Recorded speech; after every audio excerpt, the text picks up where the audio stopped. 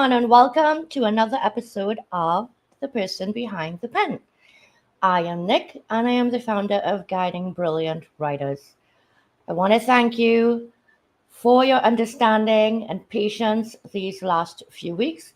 I know that we were not here, but that was due to the recent launch on July 1st of our anthology, We Choose to Be More Than Our Diagnoses.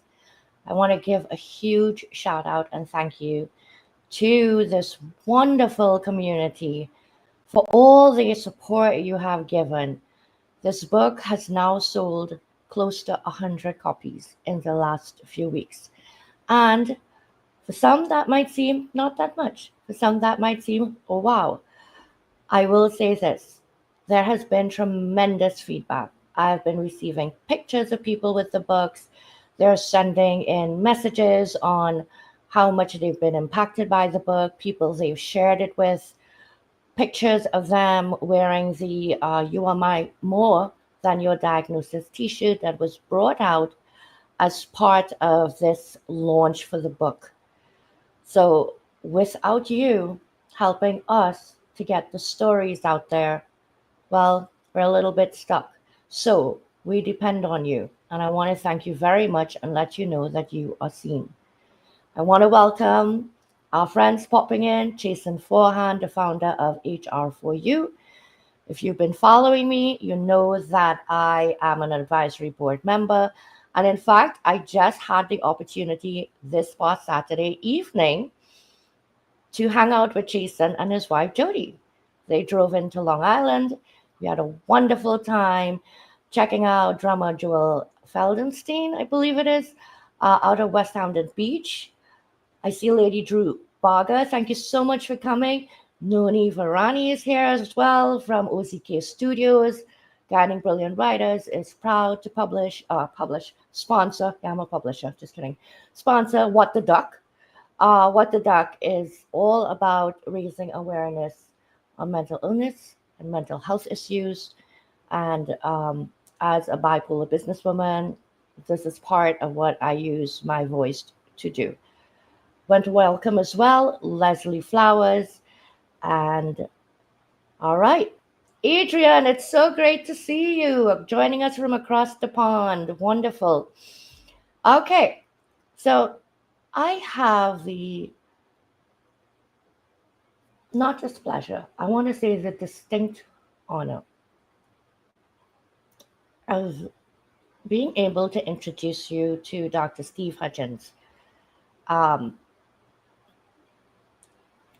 you know, when I do an introduction, I want to say most of the time I know people fairly intimately because these are co-authors in the various anthologies, now about 70. This story is a little different. And once a month, and we've only been running a few months now, I had opened up the person behind the pen to bring on a writer who was not published with Guiding Brilliant Writers. And that's because this company believes in the stories, but we believe more in the people. No people, no stories, no stories, no books. Okay, so when I sat down recently to have a cup of coffee with my husband, and I was reflecting on how Dr. Hudgins and myself ended up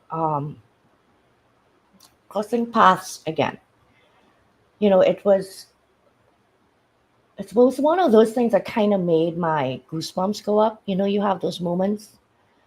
So I first met Dr. Hudgins early 2023. He was a co-author in the very first anthology that I was a contributor in. New writer, nervous. My knee was also broken at that point. So wait, I'm smiling about that. I didn't smile about it then. I can smile about it now. But I will say, you know, when I read the stories, because I do read them, and Dr. Hudgins being one, I was not only greatly inspired by the stories, but I was, of course, blown away by the writing techniques, right? I'm a new writer. So, as time has gone by, I've written in more and more anthologies until somehow I ended up a publisher. No, I'm just kidding. I ended up a publisher. What's funny to me with this is I had quite by accident, the opportunity to work on the graphics for the launch day of that very first anthology. And the very next day, I had an opportunity to work on the best selling individual promo graphics as well. In both instances, I had to touch Dr. Hudgins' picture because it was the same picture. And so, I'm plugging it into the graphics and such. And of course, in passing, we would have spoken because we're all part of this collaboration. If you had told me in a little over 2 years' time, you are going to publish a book with him, yeah, I probably would have fallen and broken the other knee. No, I'm just kidding. All right, so seriously though, when he approached me a few months ago, and this is because, we're both on social media, primarily on Facebook, and we are, interacting with each other. It's crazy how from that first book, I went on to become a publisher. And from that book, which was probably not his first, he went on to earn his doctorate in behavioral psychology. And here we are now. Here we are now. If that isn't, for me, God, for some, the universe, saying, you two need to get back into each other's lives. Now it's alignment. Now there is a message that needs to be delivered. And this message is bigger than the two of you. This message needs to be delivered in just the right way. And that sword cinched the deal for me. And of course, one other, which I'll share quickly. This book that's coming in the fall, and that's not the book that we're going to be doing the reading from today, but I feel it very necessary to have this initial conversation, okay? When we started talking about the book project, somehow our discussions led into almost of a mini therapy, not even realizing it was something that I needed perhaps to help me grow, get another level in my self-awareness personally. And you know how I feel. There's a person behind the professional always. So if you grow personally, you grow professionally. I am a product of divorce. And my mother remarried an English gentleman. And as you know, I'm from Trinidad and Tobago, so it's from England. There was certainly some, at first, confusion and integration. Now being a stepchild, but I didn't even think about it that way. I just thought about that man in my mom's life, truthfully. Years later, I would get divorced and remarry myself. And oddly enough, and this wasn't intentional, I did not revisit that period in my life. The emotions I had, the questions that evoked within myself that were never asked. And I wonder now, had I done so, would I have therefore made the transition into my remarriage for myself and my son, and even his stepfather, a bit more smooth, cohesive? Would we have attained not blending, but that mosaic that we very much needed to attain? I am since divorced from him as well. So I gave you a pretty long introduction there, but I felt it very necessary as I'm introducing him as someone new to this incredible community that I have built. I felt it necessary for you to understand um, who this individual means to me now, and through our time working together will certainly come to mean even more to me. So, with that, I would like to welcome to the stage Dr. Steve Hudgins. Hello, and how are you? Hi, Nick. I appreciate that.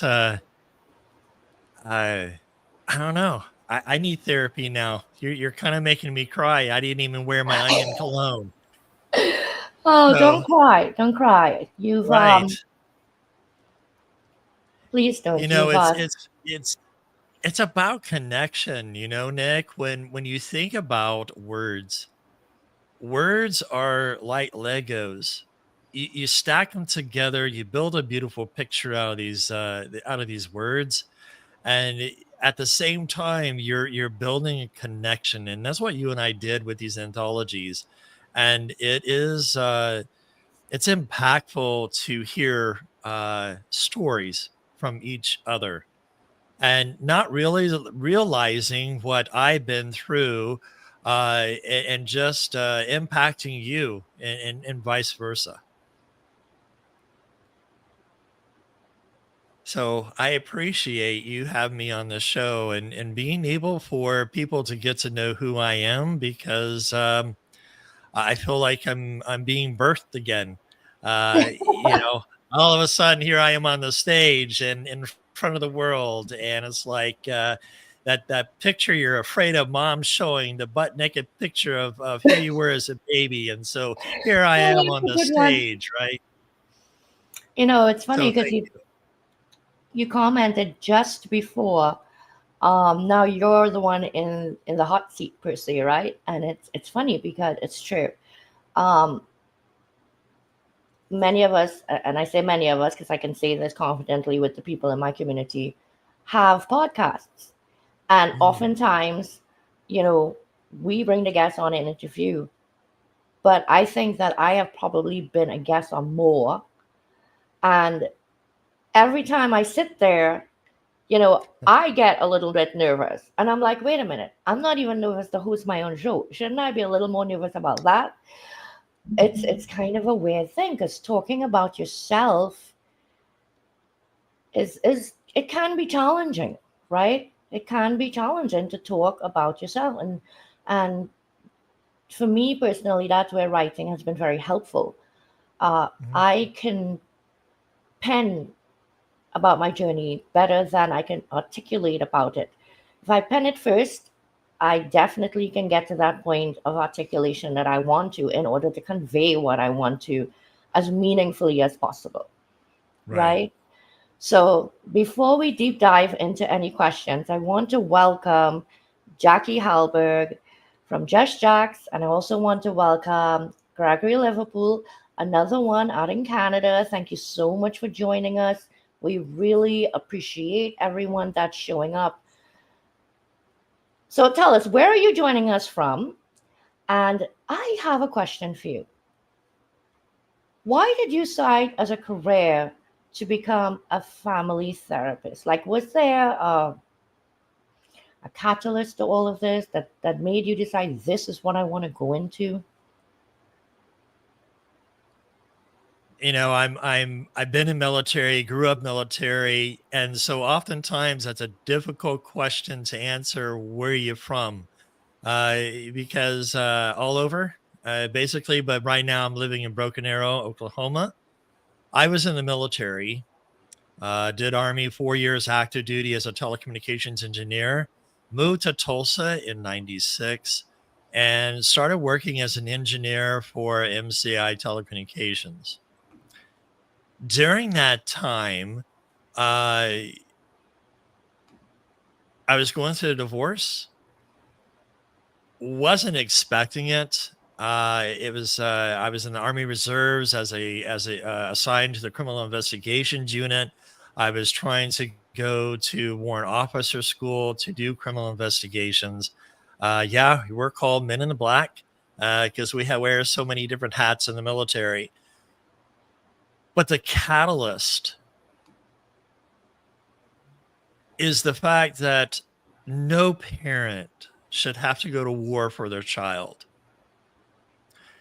And in fact, I'm doing legislation right now in Oklahoma where I've rewritten a bill, submitted it. I'm waiting for answers. I'm in the process of changing parental alienation syndrome because it doesn't fit. But it did fit with me at the time because I went to Governor Keating here in Oklahoma to get the laws changed to allow some advocacy for equal access to parents.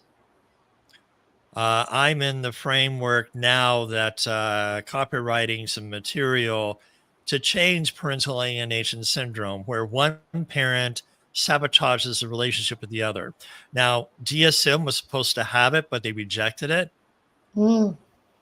But when I fight for custody, the attorney gives me my mental health check that has the whole report of my ex, myself. We go back to court, and I fought for custody, one custody of my children. Wow. My belief is that both parents, the children need both parents, Absolutely. right? And so that was a catalyst to start looking at with the volatility of telecommunications. When you think about the volatility, the up and down on network, 9/11 hit, and that didn't serve me justice. So I'm back at school. I went to work for U.S. Cellular, and through that program, I went to work on my master's degree. And with that, uh, I want to be able to make changes. So what I'm trying to do with the legislation piece is assign it to what I call disruptive parental attachment. Hmm. I think I think Steve may have just frozen up there for a second, so we'll just give him a second to get back. Gotta love the gremlins, always underfoot. My goodness. In the meantime, I will definitely say hi to Sandra. It's so nice to see you out there. And Jason, thank you so much for highlighting the importance There we of the. go. Up there we go. Oh, just in time, because I was Just in sharing this. time. Yeah, I was just sharing this comment from Jason here. I read that about the OK bill you are working on and applaud you. Because yes, you know, divorce rate is so prevalent, and there are so many families out there that are, I can't say coping because they don't know how to cope, struggling. And you For yourself sure. went through something similar, and you know, saw a need for and went into not just the study of the educational, clinical, and medical aspect of it, but it was, stimulated by something more personal. And for me, when that is a driving force for discovering your purpose and fulfilling it, it is, I want to say impossible, but it's almost impossible to become derailed because you are so focused on what you are doing because there is a driving force from within. Um, so actually, that was a wonderful opportunity to get to know a bit about, who you are because of who you were and how you got to this point. I am extremely excited because what I asked Steve to do for us today was actually a short reading from one of his other books. And the title really calls to me. It's called The Journey, Not the Destination. And, again, a very thought provoking title. Uh, which can certainly be perceived in many different ways, but my perception is most recent on this because I couldn't help but think that less than half a year ago, I made a life changing decision Mm-hmm. to walk away from my job and start this company. And I realized that I was driving toward a destination that was not wholly where I wanted to go. After reflection, I realized that I needed to redirect my journey to get to the destination that I want to. But more than that, I needed to embrace every step of the journey. And every step of the journey over the last 6 months has been incredible, not just professionally. It has helped me to attain what I wanted to attain in terms of a destination personally, that I now have this time to do this, for example, to spend time doing something like this that means so very much to me. Dr. Hudgins, tell us a bit about the journey, not the destination, the vision behind it, and what you had hoped for readers to gain from reading this book. And we can't wait to hear the reading itself. Nick, I set the stage for introducing myself and what caused me to get into the family therapy aspect. Uh, this is my first published book. Yes, we've written in anthologies. I won, uh, you know, poetry contest, speech contest, writing contest ever since I was in seventh grade. So writing's been my passion, but I found that writing is also a process of just word vomit on a paper, so to speak, for healing because you're processing. And when I thought about, I went on my first cruise and went solo. It was my first cruise, and I went by myself. And you think, well, oh my gosh, by yourself to Alaska and Canada? That's where my journey, the book came from, because I was sitting in the airport and it just came to me because of my journey. When we think about going to funerals, a lot of times we hear Psalms 23, though I walk through the valley of shadow and death. It's true. I realized when nearly died 2 years ago that the valley is only as dark as I make it, and as long as it is when I resist it. Oh, But when I accept my emotion and my place, the valley becomes short. And so that gave me the idea of the journey, not the destination. I was wanting to focus of get done. Let's be done with the cancer and all of this that I was going through. I mean, that's just the tip of yeah. the iceberg. And so I'm like, why am I focusing on the destination? I mean, I got angry, Nick. As a faith-based person, I got angry with God. Why? And I realized then why is a judgmental question. And I began to switch my thought to what I got to learn. What is it that I need to learn in my journey, and not so focused on the destination to get to an arrival point so I can stop hurting. Mm-hmm. Mm-hmm. So as I wrote the journey, not the destination, it was more of a self-reflection mode of this is where I am. It doesn't define me. I define who I am. And so that's the passion behind the writing that I did, is to say, you know what? I thank God I don't have cancer. It's not coming back. I mean, I went from a 34% chance of living by 2021 to as long as you don't kill me and I don't get hit by a bus, I got a long time, a long time to Please live. don't. You have too much to offer this world. Please do not get hit by a bus. And No, look left, right, and left. I'm just kidding. I had to I had to throw that in there. I was driving the other day. My kid was in the passenger seat, and he said, "Mom, you flew out and you never looked left. You only looked right." I'm like, "What?" I'm like, "I have a crick in my neck. Okay, it hurts."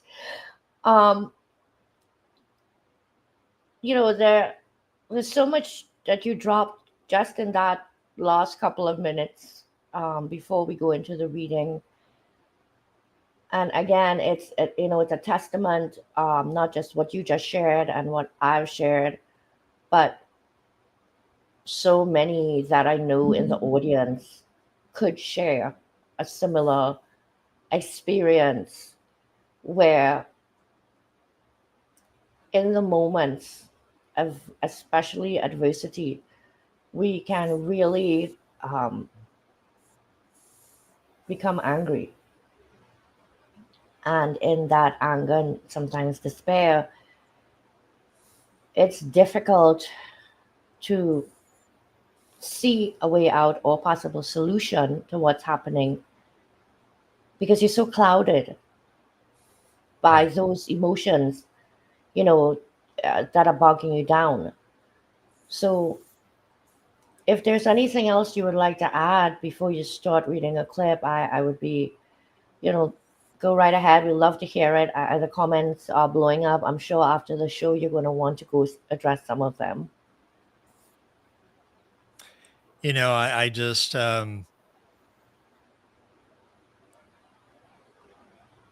when I was in the hospital and I had sepsis, which was three different bacterias attacking me, and the doctors are like, "We don't know where this is coming from. We don't know even how."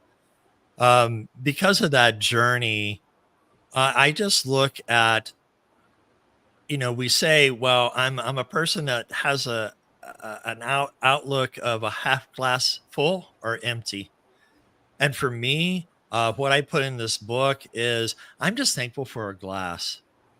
Oh, I don't that. care if it's empty or full. Wow. And that's where I started with my journey. And part of this book that I want to talk about is chapter 2 of my book, is the call to baggage. I don't want to start at the beginning. I want to kind of get to where that can resonate with people about baggage. I got the idea by sitting in the airport. You're packing for a journey to Alaska. This is same time this year, almost towards the end of July that I went, and you don't know if it's hot, you don't know if it's cold, you don't know if it's going to rain. I mean, so I kid you not, I packed 10 days worth of clothes on a carry-on, and using those airbags, you can squeeze the air out of them so much, and that's how I got everything on a carry-on. Ex-military, you learn how to be prepared. Yeah. I like that. Prepare for everything. So I will begin in chapter 2 towards the end of page 13. Carrying only essential emotions can give us that same freedom in life. When not weighed down by past experiences or negative emotions, we can experience life with greater joy and happiness. There are unexpected challenges that are part of any journey, whether physical or emotional. When we're limited with the items in our carry on, we know we have what we need to navigate through the challenges because we packed all the essentials. In the same way, carrying essential emotions prepare us to tackle unexpected emotional challenges. We know what we need to get through difficult times and we adapt to unforeseen situations more easily. Less stuff means less sorting through the piles, hence, easier and faster access to essential tools. Carrying emotional baggage is something we all experience at some point in our lives. It's all the stuff we can't let go of, like past traumas, regrets, and negative emotions. And all this can hold us back from taking risks and trying new things. Moreover, when we don't acknowledge and unpack our emotional baggage, we can risk projecting those emotions onto others, just like when we lose luggage. We're more likely to take our frustration out on others. That's why it's essential to unpack and process our feelings as we go through life. It can be challenging, uncomfortable, and sometimes painful to confront our emotions head on, but it's the only way to move forward and embrace all life offers. In short, lost luggage and lost emotions are similar because both can slow us down, ruin our experience, and leave us hopeless. It's important to recognize and process our feelings, just as keeping an eye on our luggage is crucial. By doing so, we can experience life's journey in all its wonder and beauty. Humans are emotional beings, constantly experiencing various emotions throughout their lives. Some feelings are essential to our journey, while others may not be as necessary. But the question is, how do we identify which emotions are crucial and which ones are not? Well, the answer lies within our understanding of ourselves and our goals. We must first examine our purpose, aspirations, and the path we've taken thus far. Once we have a clear vision of where we're headed, we can assess which emotions will help us achieve our goals and which might hinder our progress. For instance, emotions such as determination, passion, and joy are often helpful in motivating us and maintaining our enthusiasm for achieving our goals. These emotions can help us stay focused and resilient despite obstacles and challenges. On the other hand, emotions such as anger, jealousy, and fear may not be necessary to our journey and can hinder our progress. These emotions can cause us to lose focus and become distracted from our goals, leading to negativity and self doubt. In summary, identifying which emotions are essential and which are not requires understanding ourselves, our goals, and the path we have taken. With this knowledge, we can decide which emotions to embrace and which to let go. So let's strive for the emotions that bring us closer to our goals and let go of those that don't serve us. Not only does emotional baggage impact us individually, but it also affects our relationship with others. When we carry unresolved issues, we tend to project those negative emotions onto others. It can lead to unhealthy interactions and conflicts, not to mention a lack of trust and genuine connection. Carrying emotional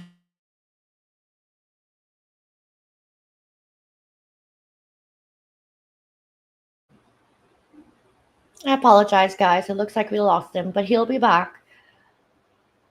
Maybe a little bit of a connection issue. But I do hope that you're following along and you're listening to the story because so much of what he's saying is resonating with me. We do hold on to so much emotional baggage, and unfortunately, we take it with us into our future unresolved. And this does cause a lot of problems in our relationships, no matter what they are. I myself am guilty of this. I myself have brought in, you know, to even my marriage, a feeling of distrust, not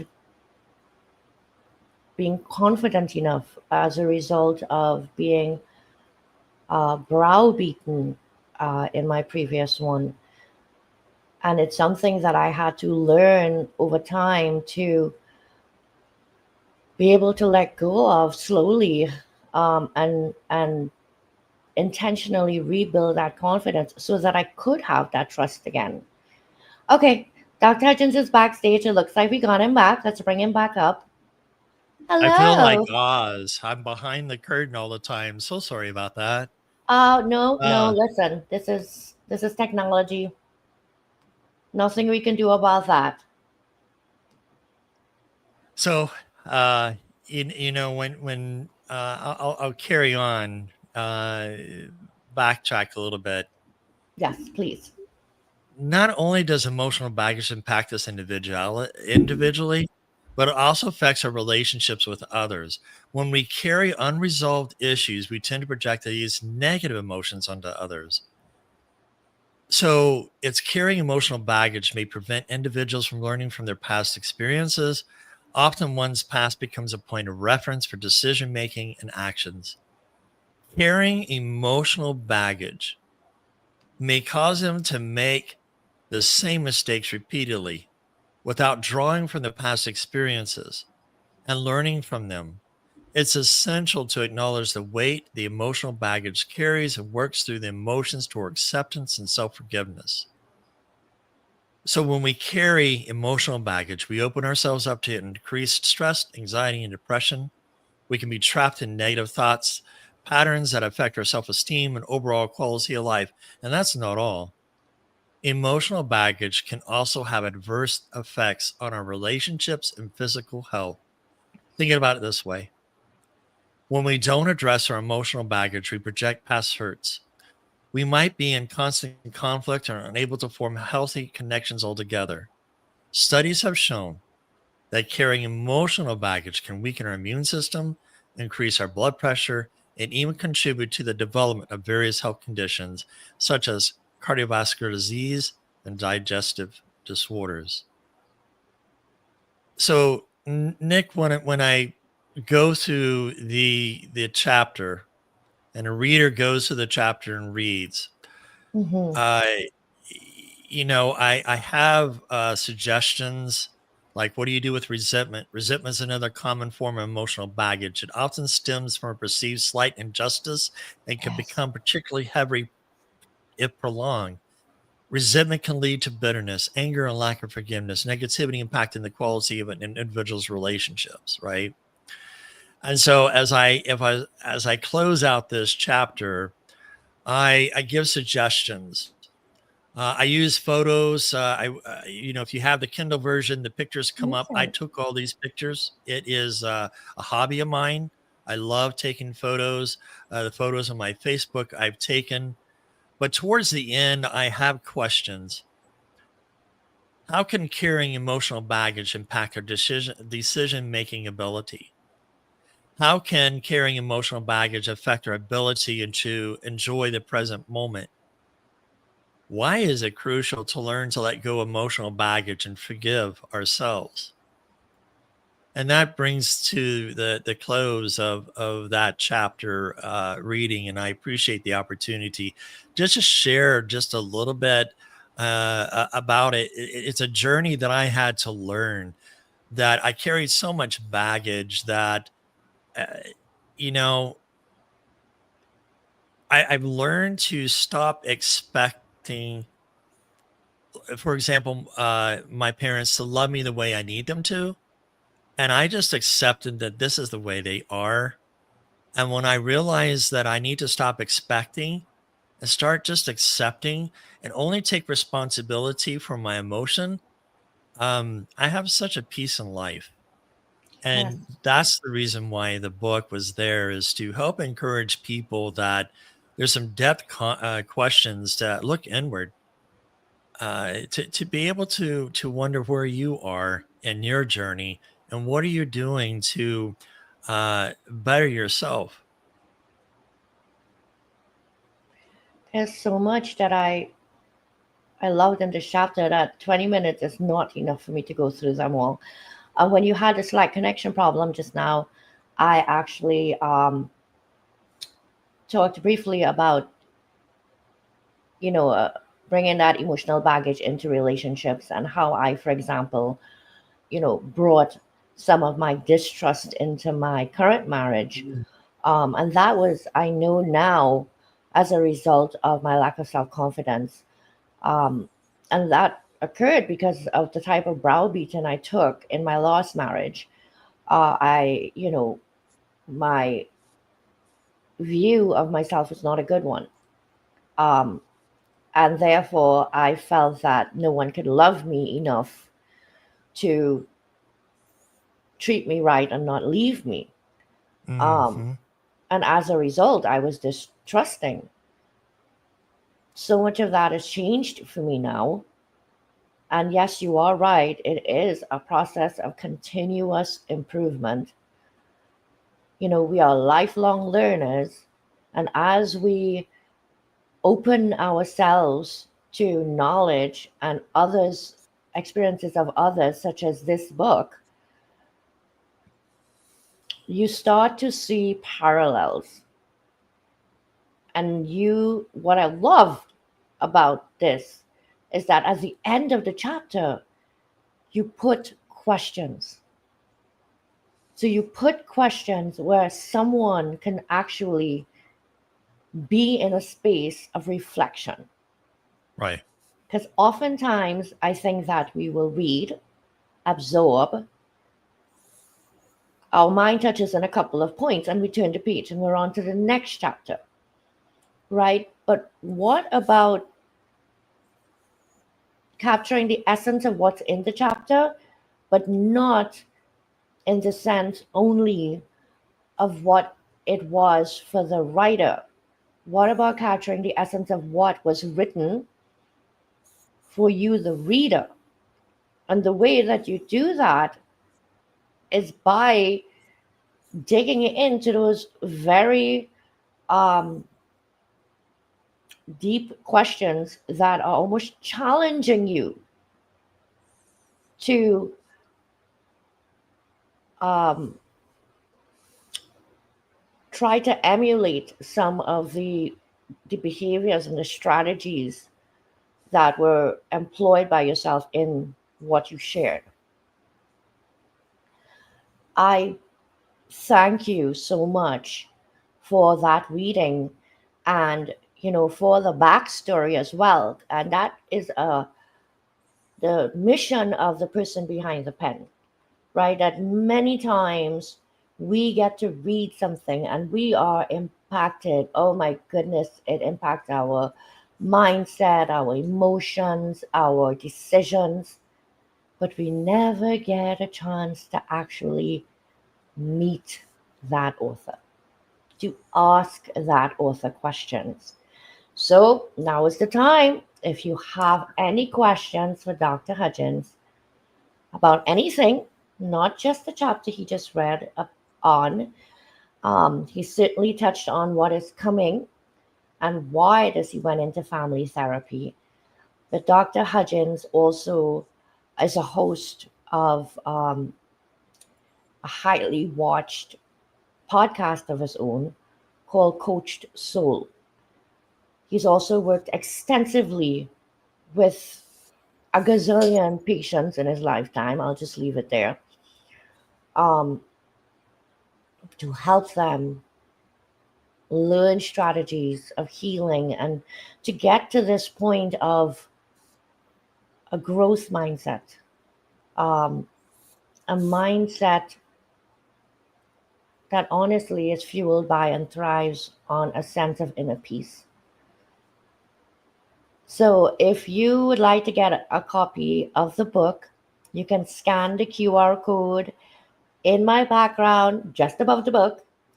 And please, if you do read the book, feel free to connect with Dr. Hudgins. Share. He wants to know your thoughts. He wants to know if he can help in any way, if there is anything further that he can explain. And as always, leave a review because your review is what will encourage others to give the book a try. So we're just at about a quarter to now. Um, was there anything that you'd like to share before I share a little clip on what's coming next?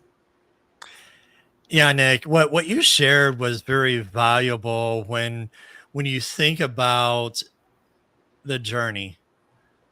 This book was the foundation to what's coming. Uh, I realize that when we start owning our story, no one else can rob us from it, Oh, God, I love right? that. And so that's where my piece, uh, by piece of Mosaic Family, is coming out. It's changed the words from um, blended, which means nothing. There's no individuality. There's no boundaries that are there.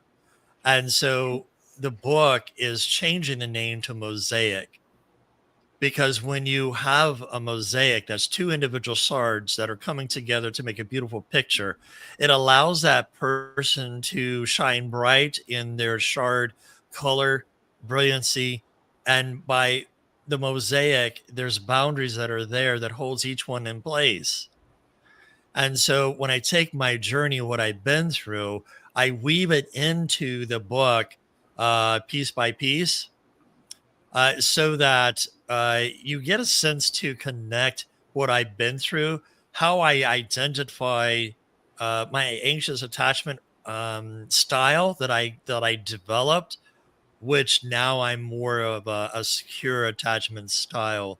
And so that, if you want to share the clip there, Nick, that's I can't wait to see, how this book is going to transpire or inspire the world in that.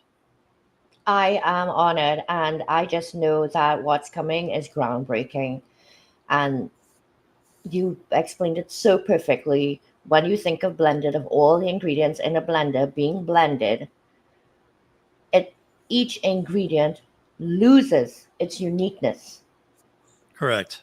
The idea of mosaic is unprecedented. Please enjoy this short video about Dr. Hudgins and the book that is coming.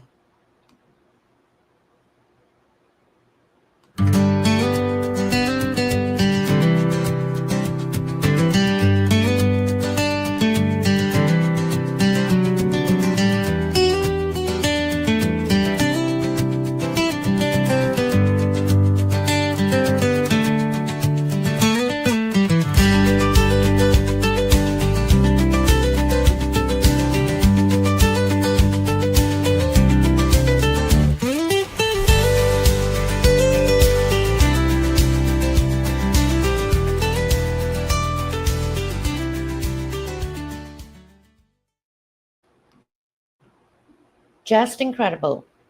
There are a few pre publication readers. I was only able to share two in this slide presentation, but we will be sharing more.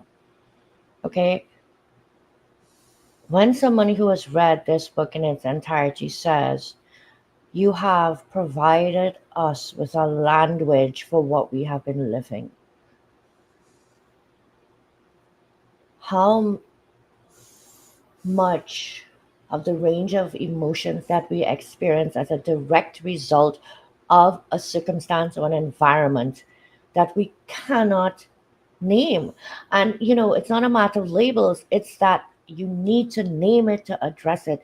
You need to name it to have a definition to be able to address it. This opportunity that has come the way of the publishing company, that has come my way, I do not believe is a coincidence. I believe that it was meant to be part of my journey. When you read someone that is currently editing this book, somebody with 30 years of gold standard line editing experience, you all know who I'm talking about. She's on my team, Leslie Flowers. When she says a book like this needed to be written a long time ago, it did. But as with everything, in its time. And now is the time. When this book releases on September 19th, I am asking you, and I don't need to beg because you don't beg to send a message out like this. I am asking you to spread the gift of the years of clinical medical research off of his thesis, his life's experiences, the accumulation of years of experience of working with patients, with families. This book is incredible.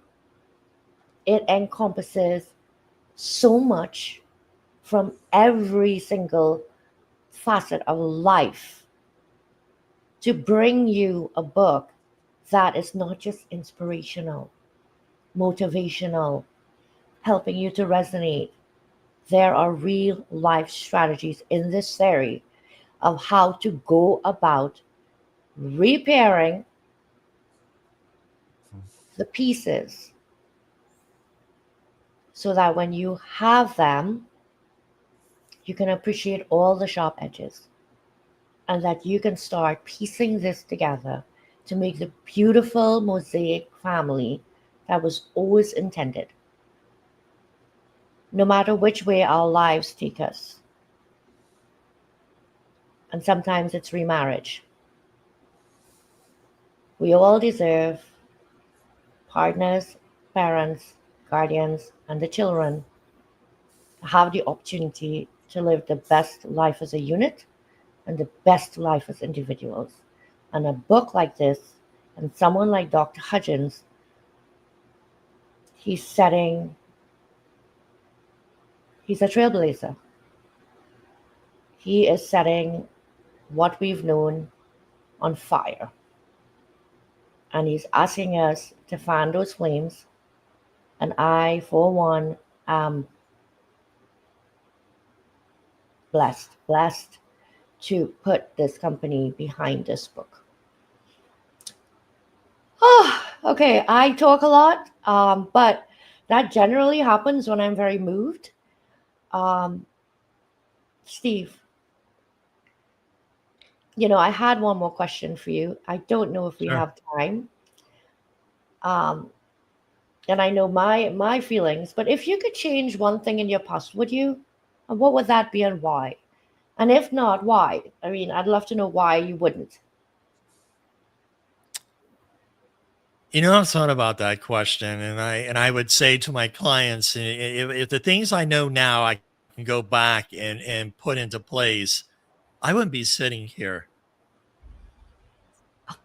And I look back, and when you think about guilt, it's brought in by truth. The very thing that we do today, we're operating in what we know, and at the same time, we're hit with truth. We feel guilty. And if I own my story, there is no guilt to be placed. So that's where I look at I would change anything? No.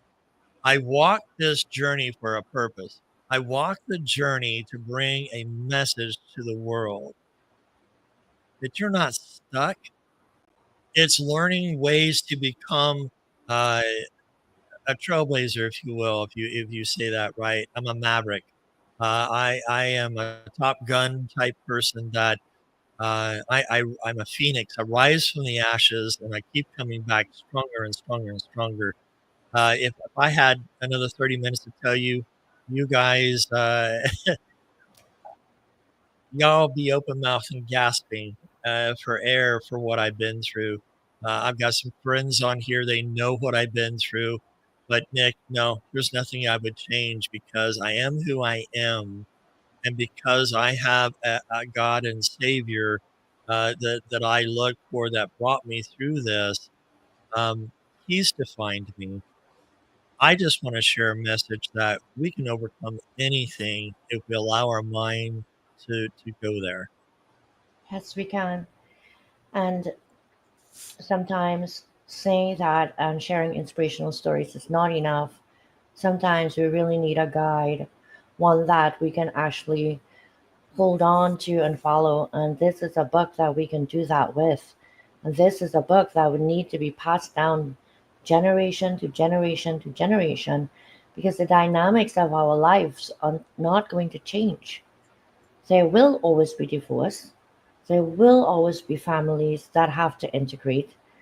That's never going to change. And that's one of the things that I feel is so necessary in our legacies to leave what we have learned for our future generations. And Yeah. I will end with this. When I said alignment 2 or 3 times throughout this conversation, Dr. Hudgins used 3 words, and it is behind my head. He probably has not seen it. And can you tell me what it says, or is it too small? It might be back. It might be back to front. Own your story. That's right. Own your story. Because no one has lived it like you. No one's going to tell it like you. Dr. Hudgins, I will be speaking with you very soon. I thank you for taking this time with us this afternoon. Um, it is with immense gratitude uh, that I had the opportunity to introduce you to all the people here in the audience and all the people who will catch the replay of this.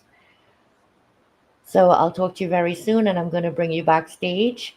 And if you want to hang out in the green room, I'll be there in just 2 minutes because it's a wrap Sounds now. good. Very Thank good. you. You're welcome. Guys, oh my goodness gracious. Like, seriously, this was phenomenal. After 3 weeks of not being on air, this is exactly the episode that we needed to come back with. Shake things up, because life is always moving and there's always something new to be learned. However, we can't do that if we stay within our same circles. We have to keep enlarging the circle. And that's what we're doing here on The Person Behind the Pen. We're giving you an opportunity to meet new voices, to learn new things, and to go out there and share those lessons with others. So we have just a minute to go, and I'm going to share really quickly that Guiding Brilliant Writers, our merch line, has been doing fabulous. Can you see me on my shirt? Yes, this is the book club. There is also one that says Publish Writer With. So if you have published with me, you might want to get that one. On the back of the shirt says, if this shirt were a plot, I'd be halfway through it. Isn't that funny? Guess what else came out today? Nope, it's not the mug, but the mugs came out as well. And it says Guiding Brilliant Writers, My Self-Care Strategy, a Book and a Beverage. That's my self-care strategy. Hope it's yours too. All right. Have a wonderful evening. Until next time. And next Tuesday, for The Person Behind the Pen, we do have a little bit of a surprise. I myself have never done a live reading of any of my work. I have now co-authored 11 anthologies. Next Tuesday at 6 p.m. Eastern, I will be reading my chapter from our recent release, We Choose to Be More Than Our Diagnoses. And the title of my chapter is Dying to Live. Have a wonderful evening.